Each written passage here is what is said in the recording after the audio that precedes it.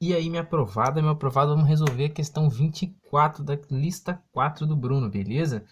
É o seguinte, a questão diz pra gente, né, que o lado x de um triângulo, né, um triângulo qualquer, não especifica qual que é, tá aumentando, ou seja, por isso que eu botei um mais aqui, a uma taxa de 6 centímetros por segundo, ou seja, taxa de variação, né, a derivada de x em relação ao tempo é 6 centímetros por segundo, beleza? E que um outro lado desse mesmo triângulo, lado y, está variando, né? Está diminuindo, por isso que eu coloquei esse menos, né? A taxa de variação é negativa, tem que ficar atento para isso na hora de montar, de equacionar tudo direitinho, beleza?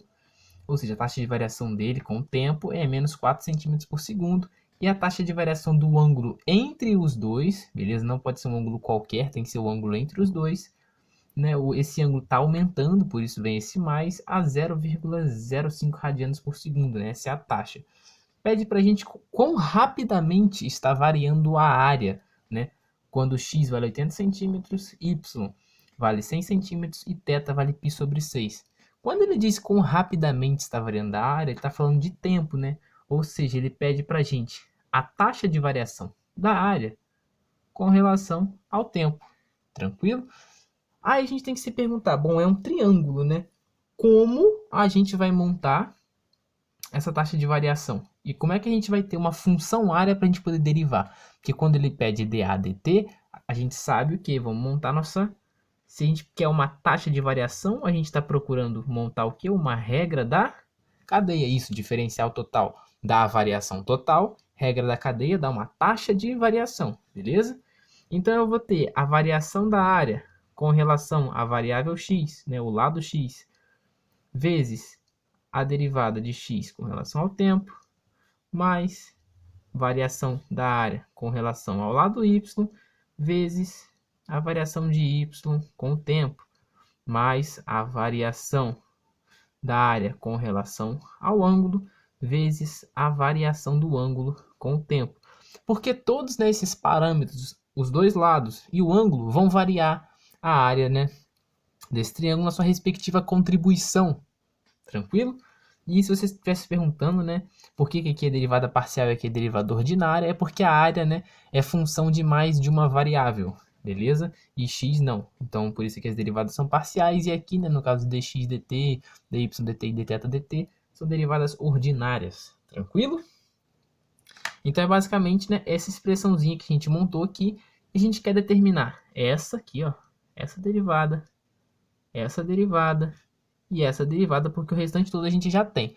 Beleza? Então, concorda comigo que se eu quero derivar a área em relação à variável, eu tenho que ter a área em função dessa variável? No caso, eu preciso ter a área como função de x, y e θ, beleza? Ou seja, eu quero encontrar essa taxa de variação. Eu vou me perguntar, quem é a de x, y e θ? Tranquilo? No caso, é a área de um triângulo. Então, me acompanha aqui na construção do triângulo e a gente vai, né, analisar direitinho como é que a gente vai fazer isso aí. Beleza? Vai ver que não tem mistério nenhum. Ó, vambora. Medir aqui um triângulo qualquer, beleza? Não precisa ser um triângulo específico. Ah, vou fazer um triângulo retângulo, vou fazer um triângulo tal. Faz um triângulo qualquer, beleza? Aqui, ó, esses lados, todos os lados diferentes. Tranquilo? Tá dando pra ver? Deixa eu passar um pouquinho mais forte. Agora vai dar pra ver melhor. Então, né? Esse triângulo, obviamente, tem 3 lados. Eu vou escolher arbitrariamente aqui um lado como sendo meu x, né? Por arbitrário, assim, o lado daqui x, aqui y, e o ângulo entre eles, né? Θ, tranquilo? Acho que fica até melhor se eu passar uma canetinha aqui por causa da reflexão, né?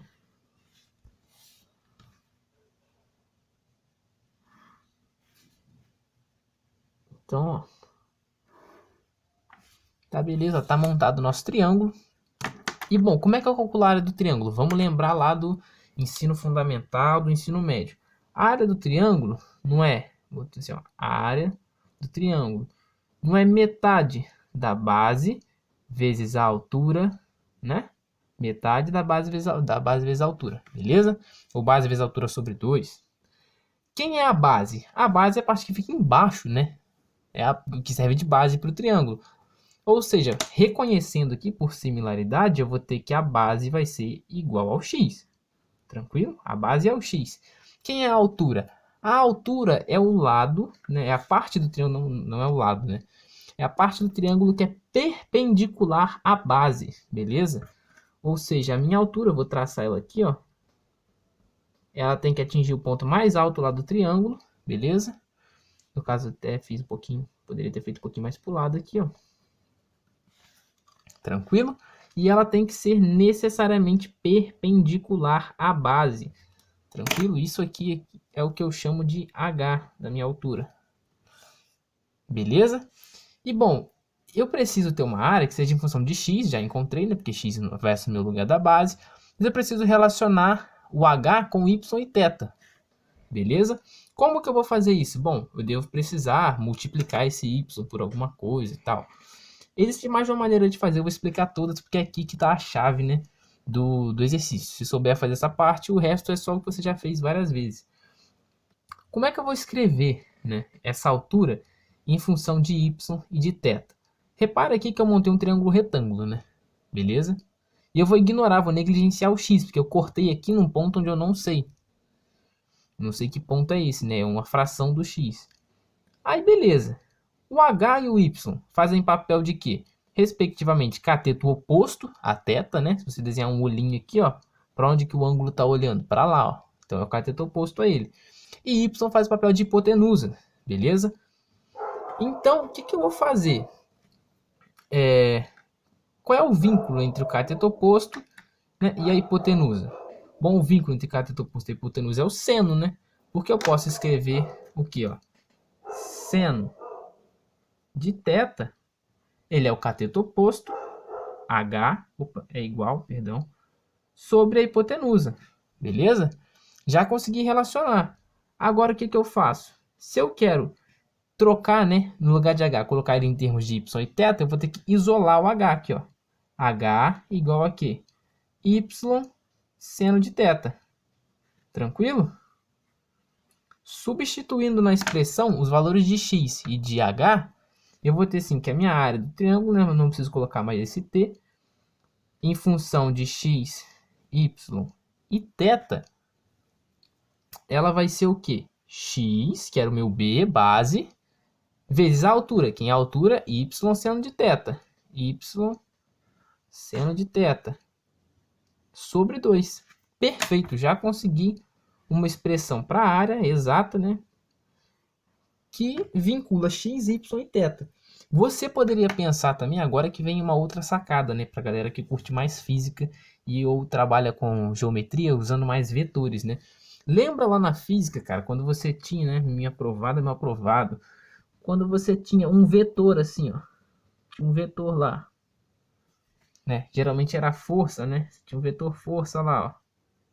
Aí você fala, você tem um vetor, né? Ele faz um ângulo oblíquo aqui, ó. Que eu vou chamar de θ. Você pode decompor esse vetor nas suas duas componentes, né?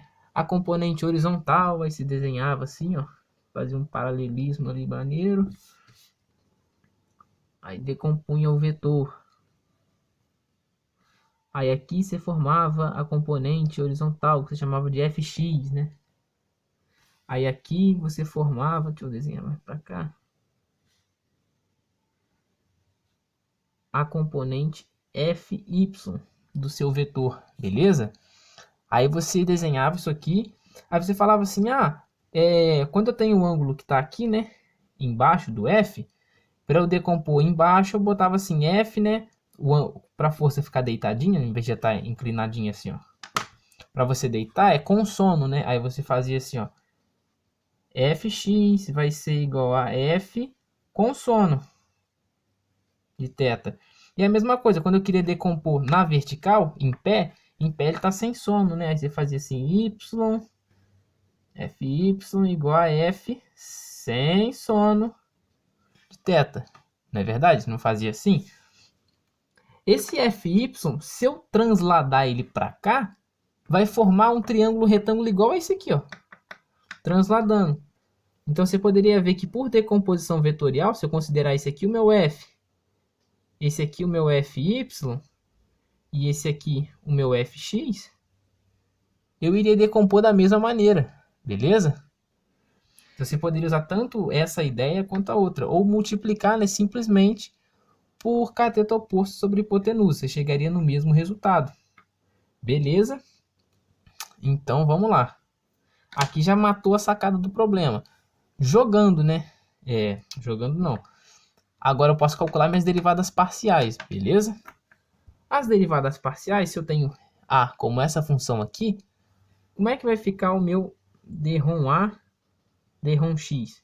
Bom, simplesmente o x multiplicativo some, vou ter y seno θ sobre 2.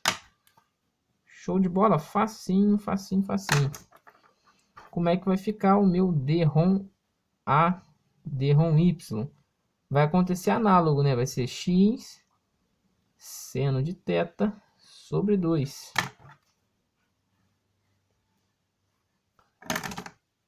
E bom, deixa eu escrever aqui para trás. Como é que vai ficar o meu d-ROM A, d-ROM θ? Bom, derivada do seno é cosseno, o resto tudo se comporta como constante multiplicativa, x, y, cosseno θ sobre 2. Tranquilo? Agora basta eu substituir, né, na minha expressão da regra da cadeia que eu montei lá em cima e jogar esses valorizinhos aqui para o dx dt, dy dt e dθ dt. Tranquilo, vamos lá. Vai ficar o seguinte, ó.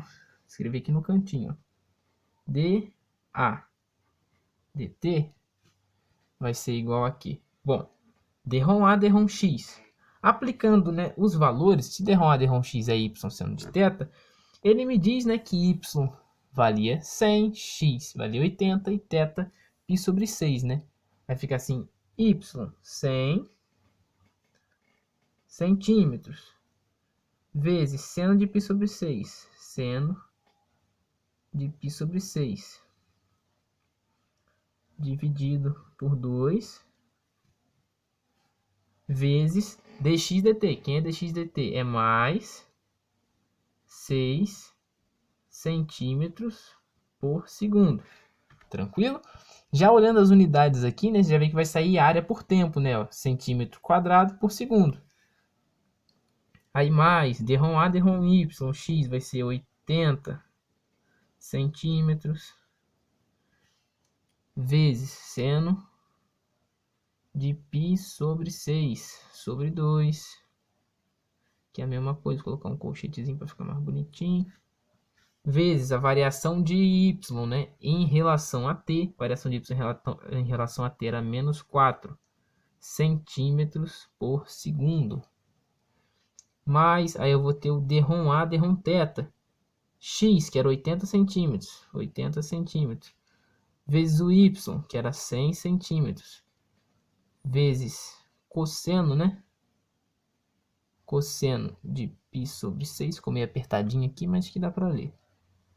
Sobre 2. Vezes, né? Vou colocar aqui no cantinho, vezes dθ dt, que era mais 0,05 radianos por segundo. Aí você vai falar assim, ah, Matheus, mas aqui, ó, deu centímetro quadrado radiano por segundo. Sim, só que o radiano, ele é adimensional, não sei se você se lembra disso, né? Porque o ângulo, né, θ, é igual ao arco sobre o raio. O arco é dado, por exemplo, em centímetros ou em metros. E o raio também, ou seja, o radiano ele é adimensional, ele some e aparece sempre que eu quiser. Tranquilo? Então, se eu quiser descontar esse radiano e ignorar ele, eu posso, porque ele é a razão entre dois comprimentos, ele é adimensional. Ele simplesmente foi criado para você poder mensurar realmente, né, aquilo que você está calculando em relação a ângulo. Beleza? Então, né, jogando esses valorizinhos, fazendo os cálculos certinhos, a gente vai ter que dA dt vai ser igual a 243,205 centímetros quadrados por segundo. Tranquilo? Então viram que não tem mistério, né? A parte mais difícil que eu trabalhei mais durante esse vídeo foi realmente na construção do triângulo e na interpretação do problema, porque sem ela a gente não sairia do lugar, beleza? Saberia montar a regra da cadeia, mas não saberia montar a função A de x, y, θ que a gente precisa para desenvolver essa questão. Show de bola? Então é isso, até a próxima, valeu!